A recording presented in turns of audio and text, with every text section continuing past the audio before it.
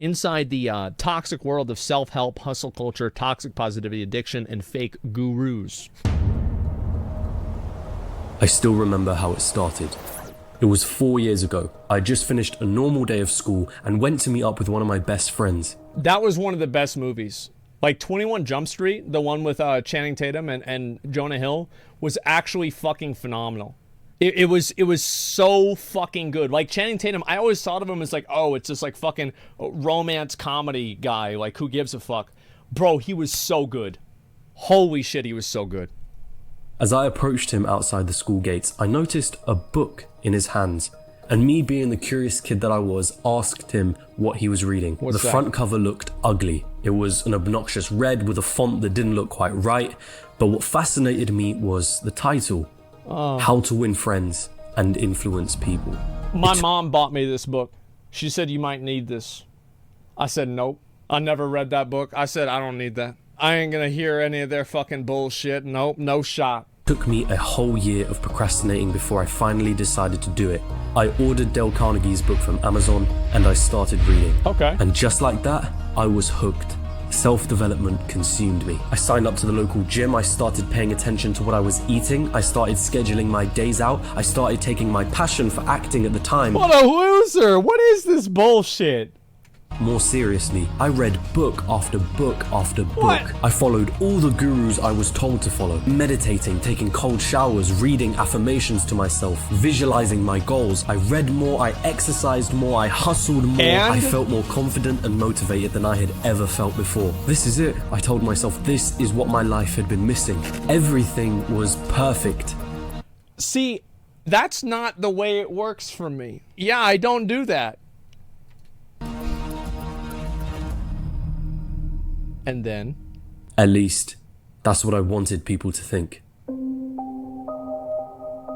The world of self-development had changed many things for me, but there were some glaring issues. Issues that I had to come face to face with. And let this video be a warning to those of you that are looking to improve your life or situation wherever you're at. I've been wanting to make this video since starting this channel, and I've finally plucked up the courage to do it. So I remember there was a tweet about this that I really liked a lot, and I don't have the tweet on hand, but it was like it was like a quote from like a guy who is like the youngest VP at his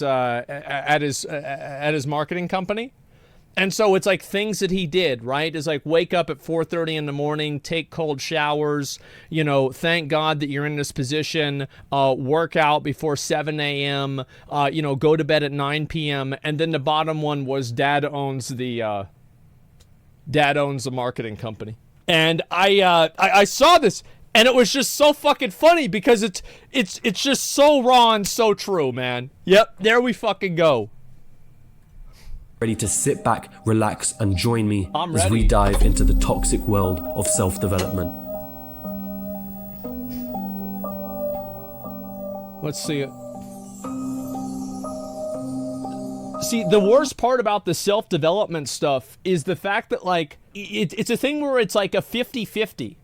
It's like you're eating, so instead of like ketchup and mustard, you're eating ketchup and dick cheese. So, but there's ketchup in there, and there's some ketchup is good, but like if you have ketchup and dick cheese at the same time, you don't want it. What? Oh, that's too upsetting. Okay, ketchup and gasoline. You want to eat that instead?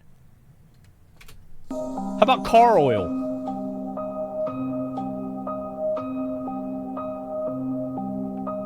This video is based on personal journey. I have no doubt that others have different experiences than me, so keep that in mind whenever watching. Okay, sure. Of course. Where it began. Okay. Hey, are you looking to improve your life? No. Do you want to change your current situation? No. Have you had enough of having enough? Absolutely not. Do you want more happiness? No. Money? No. Do you want to be liked? Okay. Do you want people to notice you more? Hi. Hi. Do you want to prove them wrong? The people that you know don't believe you can achieve something great? This is where it begins. No. At least for me, it started here. The reason I procrastinate... I find that to just be like such a stupid and pathetic way to live your life. Because even whenever you're doing that, you're living your life and you have all these goals, and all of those goals are still in the context of another person. They're still in the context of a person who is not yourself. So it's like anybody who ever has these goals, and it's like, oh, well, I have to prove this person wrong. I have to, you know, get girls to like me. It's like none of it is like, you're just fucking begging for attention. You're just begging for people to like you. It's like how it's so pathetic. On buying Dale Carnegie's book was because I never felt the need to. That was until my first year of college. For whatever reason, I struggled to fit in and find my place in that first year. Although I did too. It was hard for me to make friends in college too. Because like in high school, like I really hated college, to be honest with you, because everybody came there to learn. High school was fun. Nobody was there to learn. We were there to have fun. College sucked. Nobody's throwing paper balls. There's no paper clips being thrown at the professor whenever he turns around. You know, there's no penis game. Who says penis the loudest before it draws attention to yourself, you know? Fuck, it's awful. Technically, I had friends. There was this underlying sense of loneliness, like I just wasn't myself. I was constantly worried about what other people were thinking of me, and I had this unhealthy desire to be liked by everyone. Then it got to a point where I said enough was enough. I didn't like feeling the way I did, so I decided to make a change, and that is what brought me to the world of self-help.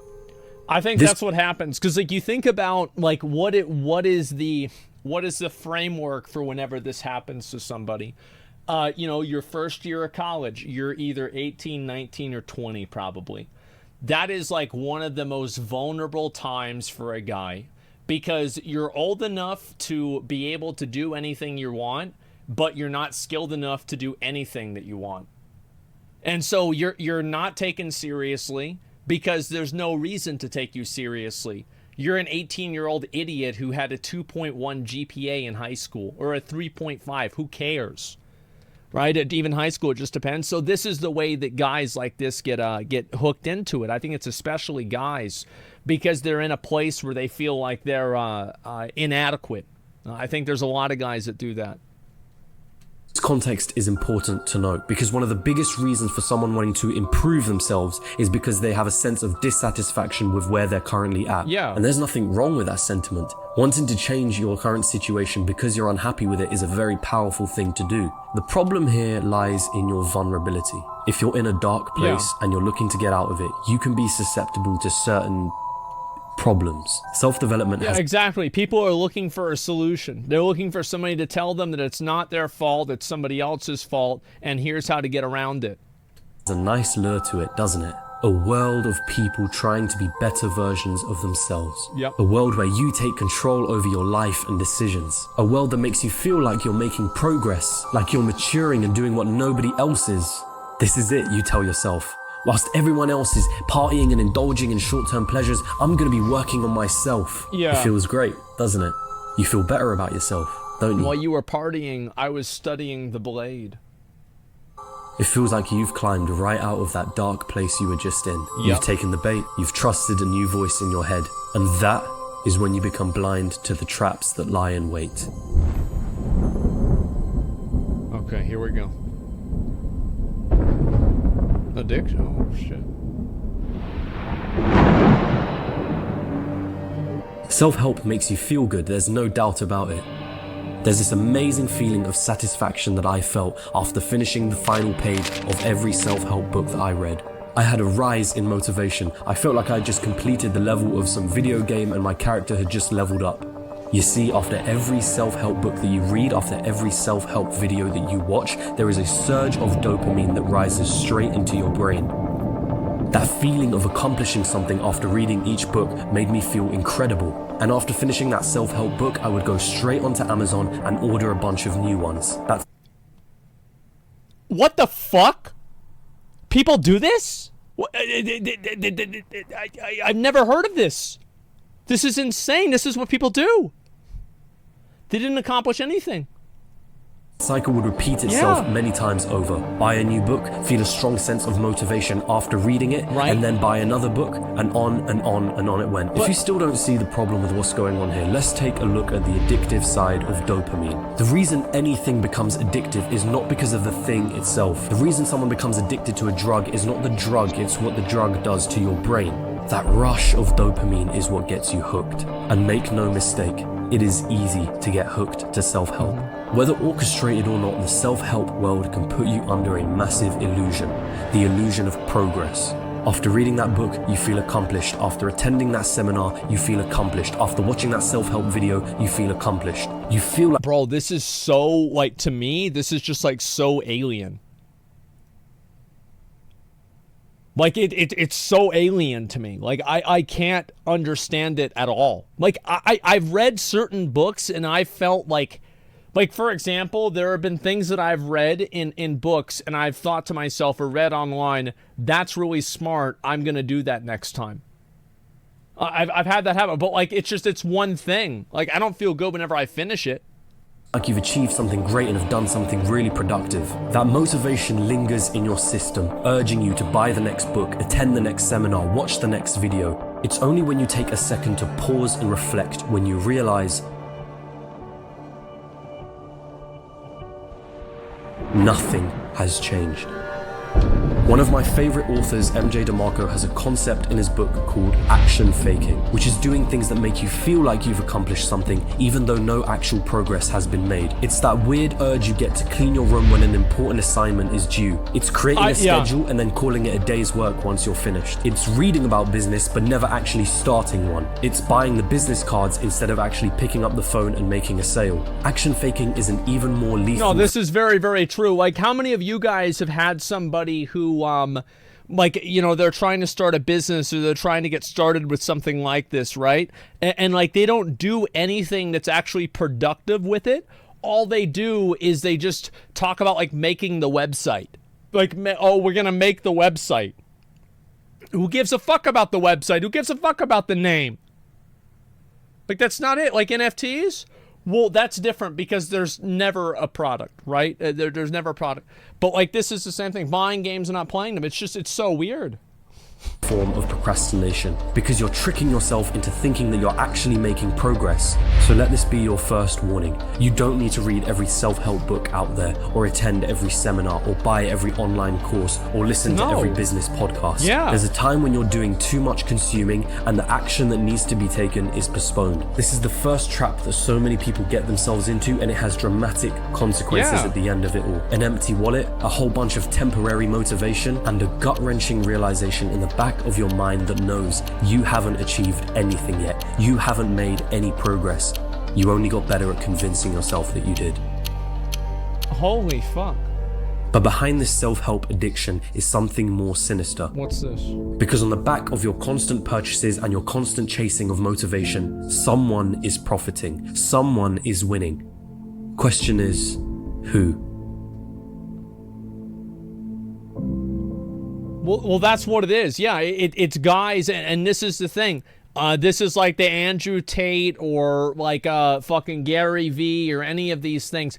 It's like all these motivational quotes that these people put on Instagram or something like that. Bobby's winning. Yeah, the publishers are winning. The guys that are selling the books. It's just like I personally don't understand how somebody can get convinced of this. I don't get it. Here's something you might not know. The self-help how to be, that's somebody said in chat. That's it. Yeah, how to be a millionaire? Oh, sell a bunch of books on how to become a millionaire. Then you become a millionaire. It's like a multi-level marketing scheme. Industry is estimated to be worth $13.6 billion by 2022 with 5.6% average yearly gains. To put it lightly, people are making bank off of self-development. The selling of books, seminars, online programs, podcasts, blogs, coaching, live speaking events are some of the main mediums used. So why does this matter? I remember being obsessed with certain gurus when I started getting into this. I happily like would Tony take out my Robbins. wallet and spend money on their books, their products, and continue consuming their content with a smile on my face and that all too familiar feeling of artificial motivation. Yeah. The thing is, I never questioned their motives. I saw the self-development world as a secret community that I was a part of, a community of other individuals looking Such to a better good scene. themselves. Sure, these gurus were making money, but they were providing so much value in return. They were trying Yeah. to make my life better, right? Pause. This type of naive thinking becomes problematic when you're dealing with an industry that is worth billions. You are more profitable to the self-help industry unhappy and discontent than you are happy and fulfilled. Well, remember, no shit. It's like if you actually solve the problems in your life, then you're not going to buy any more books. Duh. I mean, yeah, duh. That's the way it goes. You're literally the problem if you buy them. I think that there's just a lot of people that, and the thing is that like you're looking for, again, I think it's one of the most vulnerable groups of people is like young adult guys, you know, ages like I'd say 16 to 25, somewhere around there. Think about how many of the shootings that like not just the school shootings, but just shootings in general are by young guys at that age.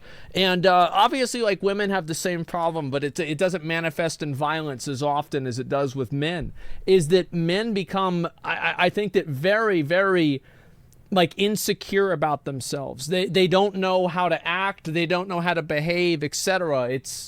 It's really bad. And that's why it happens, is that these guys are naive and they get taken advantage of. And I think that the reason why they're looking for the books in the first place is because they're naive and getting taken advantage of, right? So it's like a self-fulfilling prophecy. Stormy talked about how you have to come from a place of being dissatisfied with yourself in order to want to improve your life. Well, the business. So somebody said toxic gender norms, manifesting. Look at violent crime. Look at violent crime. How many crimes are committed? Violent crimes committed by men versus women. How many murders are committed by men versus women? It's statistics. Like it's just, these are what the numbers are. Like I don't deal with your feelings. Shut up. Quit being a baby. Of self-help knows that. In fact, they rely on that feeling of inadequacy to pull you in. Yeah. Oh, and they're very aware of how addicting self-help can be.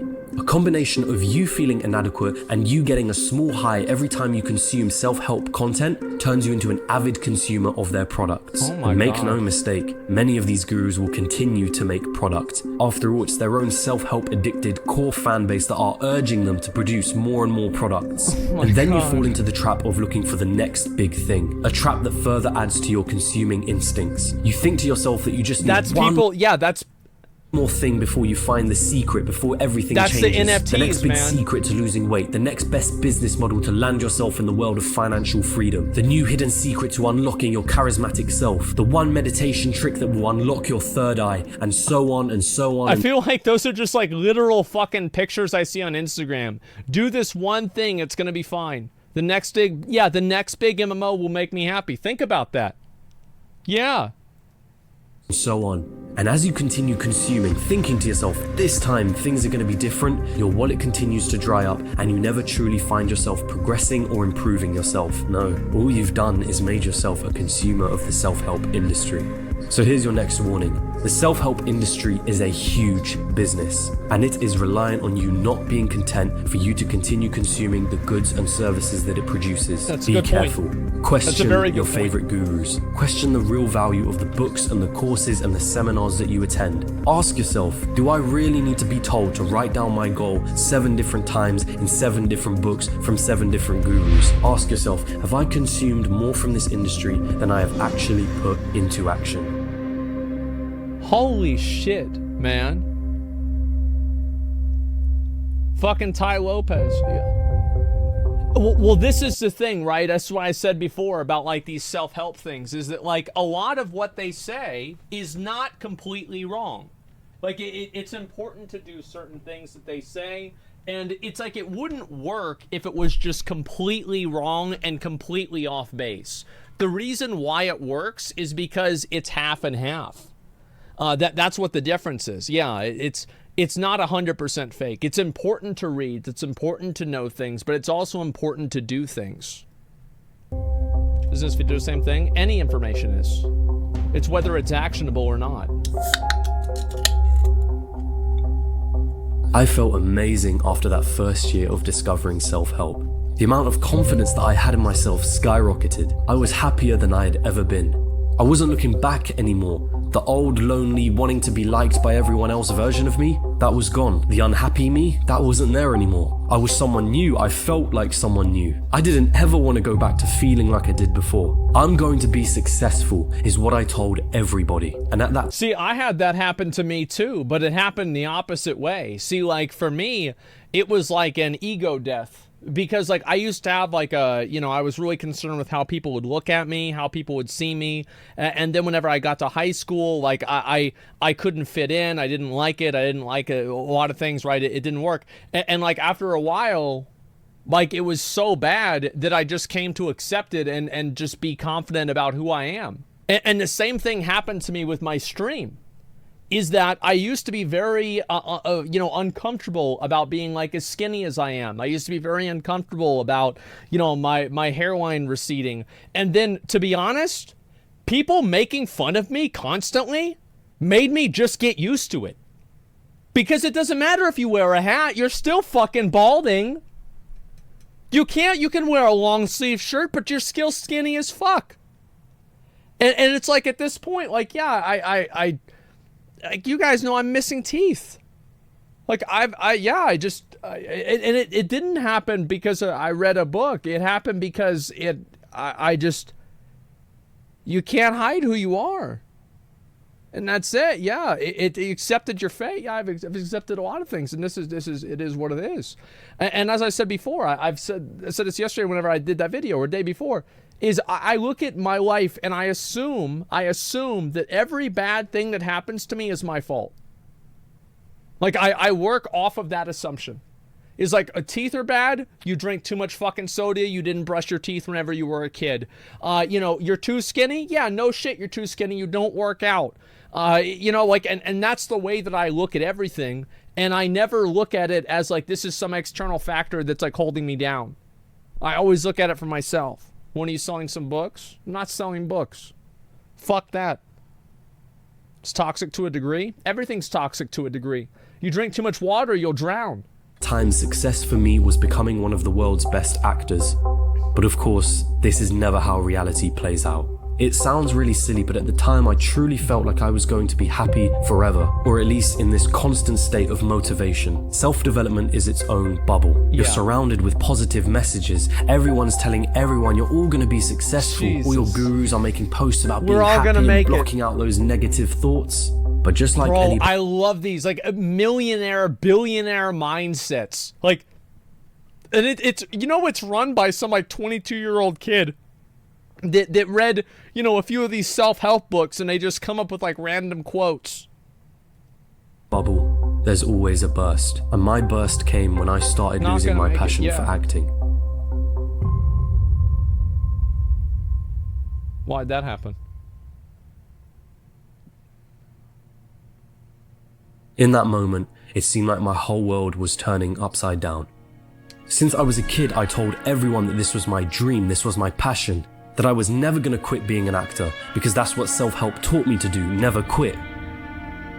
I had made myself out to be this person who was destined to be successful, someone who had all their shit together, and now, as my passion began to falter, I was left with this deep sense of dread and doubt. And I never said a word to anyone, not for a long time. I tried to convince myself that I wasn't losing my passion, that I had everything in check as I always had, that nothing had changed. Why, you might ask? Because in this bubble of self-development, surrounded by positive messages, I was made to believe that negative thoughts about quitting were wrong. And even worse, I felt like if I accepted those feelings of unhappiness with what I was doing, I would go back to being the old version of me, the version of me before self-help. It took me a whole year of inner self-talk and debate until I finally realized I had to come to terms with quitting. And I had to accept a truth that the world of self-development was trying to hide from me. There will always be struggle, and that's okay. It's okay to not be okay. Amidst this... Yeah, I think that's actually a really good, that's a good insight. Is like, yeah, people try to live their life and like, nobody's going to record and show people the bad times. You know what I mean? Like, nobody does that. That's why I never deleted any of my videos, my old videos that are bad or stupid or whatever. Like, a lot of people do that, but I never did that because I think that people deserve to see the real, this is what it was really like. This wasn't some sort of like, you know, fucking magic event that occurred. This is what it really was. Now, I think that somebody, like, it's a service that's never given to people that get into this stuff. They never get into it at all. And it's okay and not be okay. Yeah, it's no one's life is perfect. Yeah, it's the authenticity. I think it's very important because people don't ever see that nowadays. Of people spouting the same positive, optimistic, good vibes messages, I realized that the actual meaningful things are created through struggle. I think that is, I am not a fan of the fetishization of struggle and turmoil. I do not think this is a fundamentally good thing. I don't like the idea. It's like, you know, people have the mindset, well, if you're fighting hard enemies, it means you're going the right way. I don't like that either. I think that it's being oriented in a way that struggle does not deter you from where you want to go. Like, yeah, it's warped stoicism. Yeah, that's actually a really good way to say it. I agree with that.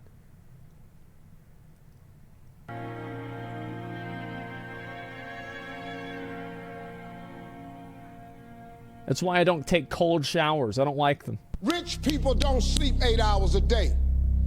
That's a third of your life. If you want it, if you want this, it's work.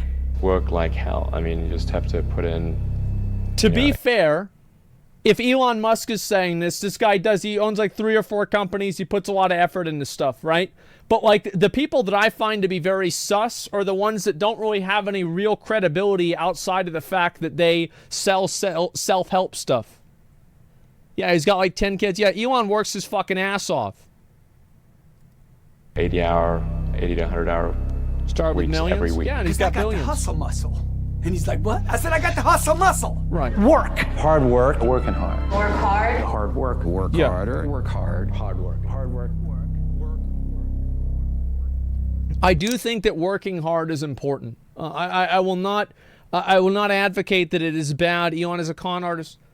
Guys, I mean, anybody that turned $1,000 into $1 million would be considered great. Anybody that turns $1 million into $1 billion, I think, is impressive. Please, there are some people that work hard and they are successful. Like, I know that people have like this like massive fucking like cult of personality for Elon Musk, or they have like this massive hate boner for him that try to invalidate every single thing that he's done. He's clearly been successful in a number of things. He's done very well. And to say that he doesn't work hard is ridiculous. Now, is every single thing that somebody does an outcome directly of their own actions, or is it something that comes from, you know, external forces coming together to be beneficial to them? The fact is that both of these things are true. You know, you have to work very hard. There are people that were in his position that aren't where he is right now, and there's people that work really hard and are also not in his position either. It's common sense. And yeah, marketing contract thief. But there are a lot of people out there that work hard and they get over however they can. And this is something that, like, again, this is something they don't tell you. But a lot of the times, the way that people succeed is they break the rules. They break the rules with impunity. And that's why they get ahead, is because they're playing by a different rule set. It's that simple. Yeah, and nobody's going to tell you that. Nobody's going to say that to you because it might sound bad, but that's what it is. Almost every time. That's what my dad taught me. You know, whenever I was a kid, he pointed. We were at the Blazer laser tag here in Austin. He points at the fucking sign of all the rules. And he says, "You see that?" And I said, "Yeah." He's like, "That's what you've got to do to win." I won. Yeah, he was right. That's the thing. He was fucking right. In this new world of Instagram entrepreneurs, fake gurus, and humble bragging, a whole new culture has been formed. And it runs deep in much of the self-help world. The term hustle has become a buzzword, and even I'm guilty of using it. This idea of grinding, working harder than everyone else, being productive every second of the day is a principle that has become well taught in the self-help community. Now I think that working hard is very important.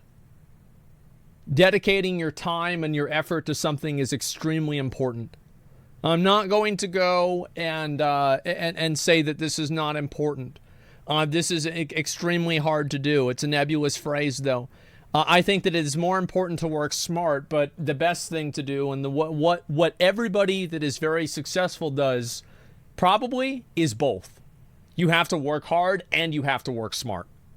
Like, this is not two ends of a spectrum. These are two different spectrums. Yeah, you have to have focus. Exactly. I think that working hard is extremely important. We'll see what his take on it is. Be clear, I'm not saying that working hard is a bad thing. If you're trying to be successful at anything in a relatively crowded market, you are going to have to work hard at the right thing. There it is. The problem with hustle culture is that it's about working hard for the sake of working hard. I completely agree with this. If you take your forehead and you try to hammer a nail through a piece of wood, it's not any more virtuous than using a hammer. You just end up with a fucking bloody head and probably a headache. Yeah, you don't ever work hard for the sake of working hard. I remember my dad, the other day, I went out and I tried to cut down a fucking tree trunk this big with a wood shop saw because I was like, oh, I can do it. I'll just work really, really hard. Bro, like, I actually had to sit down for like 10 minutes after that. I was gassed the fuck up. And my dad was like, why didn't you just use the other saw? And I'm like, I didn't know. I didn't want to use it. I looked like a fucking idiot. Then he just used the pole saw. He goes, okay. All right, you want to get food? Yeah, it's just being a dumbass. It's become this romanticized concept. It's about sounding like you're busy and working towards success, even though you're not achieving anything. Exactly. It feels good to pretend that you're hustling, but I can guarantee you that the people who are bragging about working hard and hustling online are actually doing a whole lot of procrastination and action faking. And well, then it's not just that. It's the people that are actually working hard are working hard. They're too busy working hard and doing what they want to be tweeting and posting about how hard they're working. Those that are actually working every single hour of the day trying to make something work for themselves because that's what hustle culture taught them is the right thing to do. Yeah. But that is also problematic. Working hard is one piece of the puzzle. Working hard at the right thing is the final piece of that puzzle. That's right.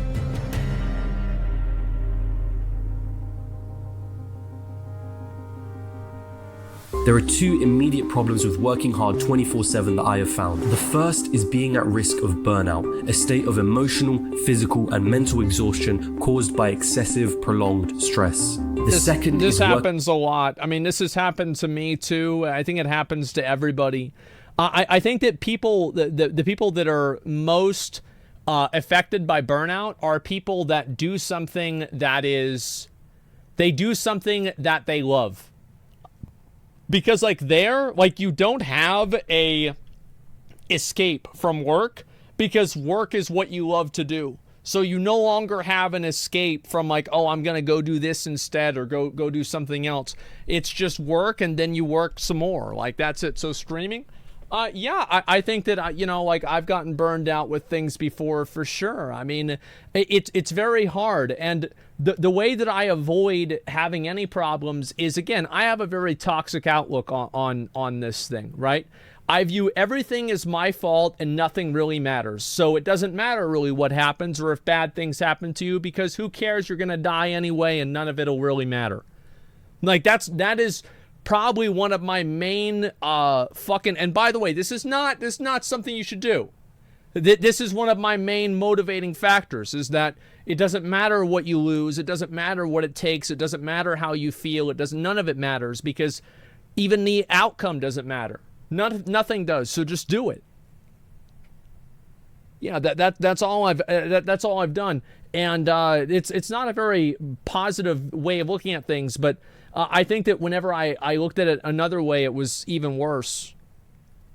Working hard at the wrong thing. You could have a fitness blog and be working on that 24/7, updating it with new posts and new posts, but the chances of you actually getting somewhere are very slim. There are thousands I always really feel bad for people that put like a lot of work into their videos or a lot of work into like whatever they're doing, and they just never really see any tremendous success.